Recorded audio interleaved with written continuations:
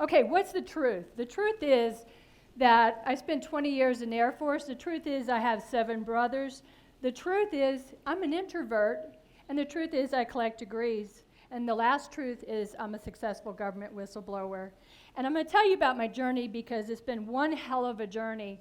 But, you know, I've been a big fan of Martin Luther King, and he says the time's always right to do what is right. So let me tell you what's right, is speaking up when you see that something is wrong. And I did. I worked in a former government agency, and I noticed that there were only 5 black folks working out of 500, and I realized there was nepotism going on. What is nepotism? Illegal hiring of family and friends by management.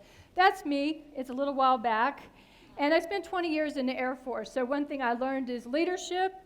I learned discipline, resiliency, to become tough. And believe it or not, I was called the Ice Queen when I was in the Air Force. So let's talk about discrimination and bullying. It happens all the time. So I spoke up. I spoke up about illegal activities. And it's not illegal to be bullied in the workplace.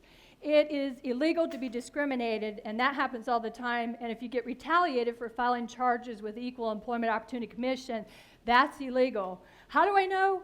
I spent 27 years in HR. So after 18 months of fighting it, writing up my retaliation case, writing up to the Office of Special Counsel what was going on, 18 months, I got really tired. I was writing up my own course, my own paperwork, documentation, and guess what? I ended up in the mental health ward. Not that one, though. And here's the funny thing. It was my mother's birthday, and I knew I had to call her because she's in Florida. And I'm like, how am I going to go home? My mother, I'm in the mental health ward. And so she has a notification across her screen, our TV, where, when someone's calling, I'm like, oh, my God, it's going to say mental health ward. And, I love laughing at myself because of the journey. I was on a lot of medication because I was full of anxiety because whistleblowers receive a lot of retaliation. I won't even go into the stuff that happens to them, but I've worked with whistleblowers for the last 5 years. I'm wrapping up doing new things.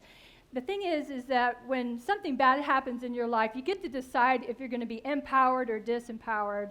And I decided I was going to be empowered, so I ended up writing up my cases. In fact, when I brought in an attorney to be my voice, he contacted me for advice. But I decided to stand up for myself and for other people. And if you know anything about the lotus flower, it starts in the mud, and it starts to grow up through the water.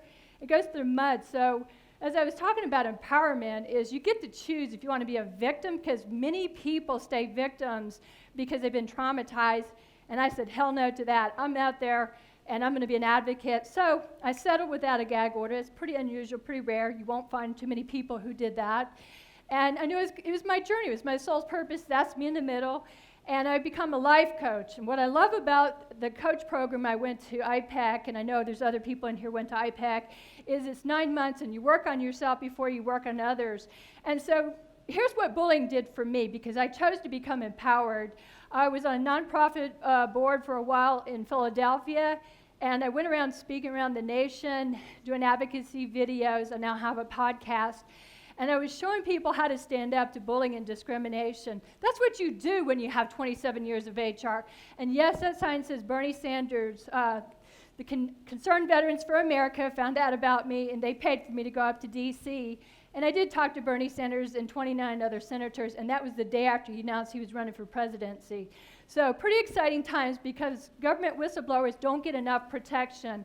And the cool thing is people started reaching out, and they're like, wow, we love your story, because you could have stayed traumatized. I could have stayed in the mental health ward. And to be quite frank, the psychiatrist said the things that happened to me, that many people would have killed themselves or had a meltdown. So I started writing books. I was part of books, and I got out there and started advocating across the nation, and now I'm advocating in Canada right now.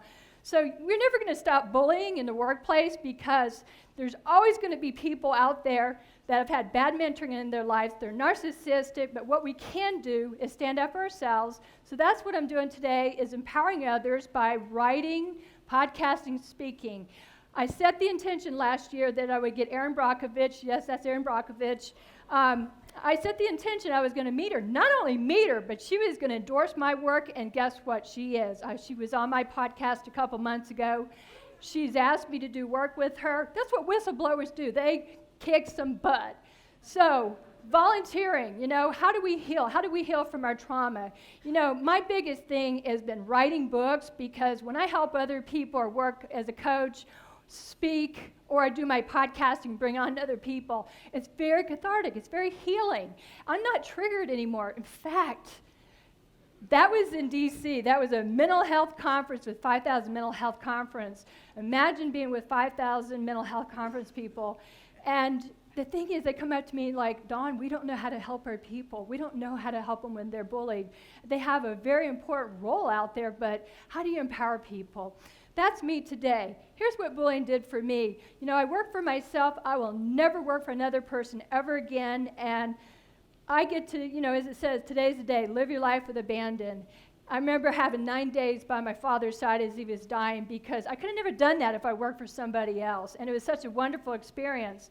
So my podcast is called The Empowered Whistleblower, because that is who I am, the empowered whistleblower, and I teach other people how to stand up to bullying and discrimination. Today I got asked if I would go to Paris and speak at a conference, and I said, yes. So we always get to choose, are we going to be, are we going to get out there and be empowered? Yes, this is at Navitat, and the thing is we have to move forward. If we're not happy with a job, situation, or life, leave it, move on. If you want to work for yourself, don't know how, get out there and learn how to be an entrepreneur. There's all kind of programs like SCORE and everything, and I can say keep empowered and keep moving forward.